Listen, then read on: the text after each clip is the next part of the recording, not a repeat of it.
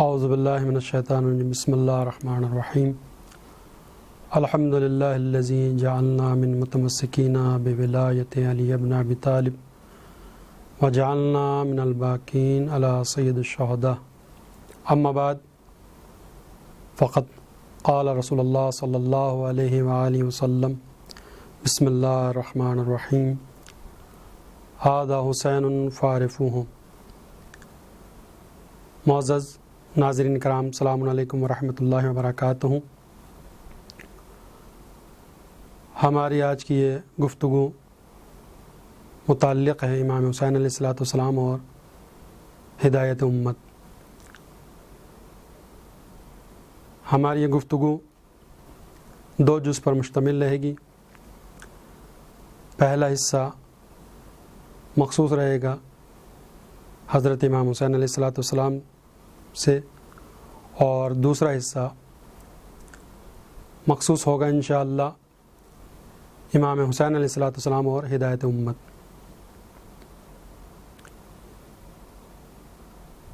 امام حسین علیہ الصلوۃ والسلام کی ذات والی صفات وہ عظیم ذات ہے کہ جس سے آج دنیا کا ہر انسان واقف ہے، اور دنیا کا ہر انسان ذکر امام حسین علیہ الصلوۃ والسلام کی نعمت کے ذریعے سے یہ جانتا اور پہچانتا ہے کہ امام حسین علیہ الصلوۃ والسلام کس عظیم ذات کا نام ہے۔ لیکن رسول خدا صلی اللہ علیہ وسلم آج سے 14 سال پہلے خود اپنے زمانے میں اپنے اصحاب کے درمیان امام حسین علیہ الصلوۃ والسلام کا تعارف کرا کر گئے کہ حسین کسے کہتے ہیں۔ جس حدیث مبارکہ کی تلاوت کا شرف آپ حضرات کے سامنے میں نے کیا ہے وہ بہت ہی مشہور و معروف ہے، اور فریقین کے یہاں پر یہ حدیث موجود ہے، اور فریقین کے مورخین نے اس حدیث کو اپنی اپنی کتابوں میں نقل فرمایا ہے، اور نقل فرمانے کے ساتھ اس کے پس منظر میں جو واقعہ نقل کیا وہ یہ کہ ایک دن سرکار رسالت مآب اپنے اصحاب کے درمیان وعظ و نصیحت فرما رہے تھے، احکام اسلامی کا بیان ہو رہا تھا، قرآن آیات کی تفسیر و تعویل بیان فرما رہے تھے سرکار رسالت مآب کہ اسی اثناء کے اندر آپ کا سب سے چھوٹا نواسا امام حسین علیہ الصلوۃ والسلام مسجد میں داخل ہوتے، اور جیسے ہی آپ مسجد میں داخل ہونے کے بعد چند قدم چلتے ہیں کہ آپ کا پیر ابا کے دامن میں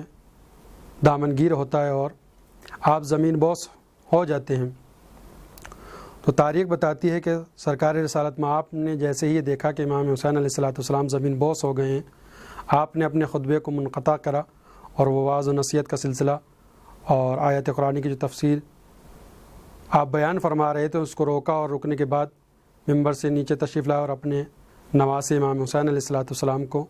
اپنی آغوش میں لیا، اور آغوش میں لینے کے بعد پھر دوبارہ ممبر کے اوپر تشریف لائے، اور تشریف لانے کے بعد آپ نے پھر یہ حدیث ارشاد فرمائی کہ ھذا حسین فعرفوہ۔ گویا معرفت امام حسین علیہ الصلوۃ والسلام کرانے کا اپنے اصحاب کے درمیان خود رسول کا ایک یہ طریقہ تھا، اور رسول نے یہ طریقہ اختیار کیا کہ یہ اصحاب کے جو اسلام کے احکام کو سن رہے ہیں، قرآن آیات کی تفسیر کو سن رہے ہیں، وہ یہ سمجھیں کہ امام حسین علیہ الصلوۃ والسلام کا مقام کتنا بلند ہے، اور ان کی عظمت رسول کی نگاہ میں کتنی ہے کہ سرکار رسالت مآب اپنے خطبے کو روک کر امام حسین علیہ الصلوۃ والسلام کو اٹھانے کے لیے خود بذات خود تشریف لے کر آئے، ورنہ اگر آپ چاہتے تو کسی صحابی سے بھی کہہ سکتے تھے کہ میرے نواسی کو اٹھا لو، اور کوئی بھی صحابی رسول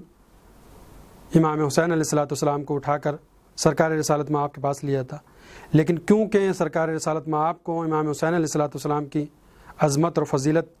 بتانا تھی، لہذا رسول نے اپنے خطبے کو منقطع کرنے کے بعد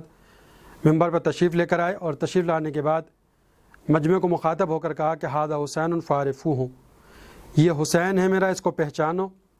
اس کی معرفت حاصل کرو۔ یعنی رسول ہونا تو یہ چاہیے تھا کہ رسول جس سلسلے بیان کو بیان فرمایا تھے اسی سلسلے کو واپس جاری کرنا چاہیے تھا، جو آپ کا بیان چل رہا تھا اسی بیان کو آپ کو پھر وہیں سے شروع کرنا چاہیے تھا جہاں سے آپ نے روکا تھا، لیکن کیونکہ امام حسین علیہ السلام کی عظمت و فضیلت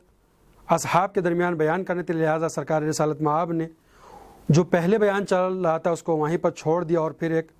نیا باب شروع کرا فضیلت امام حسین علیہ السلام کے شان میں، اور کہا کہ ھذا حسین فارفو ہو، کہ میرے صحابیوں، اے کلمہ گویوں، اے اسلام کا کلمہ پڑھنے والوں، پہچانو کہ یہ حسین ہیں۔ یعنی رسول نے اپنی سیرت اور کردار کے ذریعے سے، اپنے اصحاب کے ذریعے سے کل 1400 سال پہلے ہی امام حسین علیہ السلام کی معرفت کرا دی تھی کہ امت مسلمہ کے اوپر واجب ہے کہ جب وہ سیرت امام حسین علیہ السلام پڑھے تو اس انداز سے پڑھے کہ امام حسین علیہ السلام ان فضیلتوں کے حامل تھے کہ رسالت خود اپنے خطبے کو روک کر امام حسین علیہ السلام کی شان میں قصیدے پڑھتی ہوئی نظر آتی ہیں۔ ہم پروردگار کی بارگاہ کے اندر دعا گو ہیں کہ پروردگار ہم سب کو امام حسین علیہ السلام کی حقیقی معرفت حاصل کرنے کی توفیق عنایت فرمائے۔ وآخر دعوانا الحمدللہ رب العالمین۔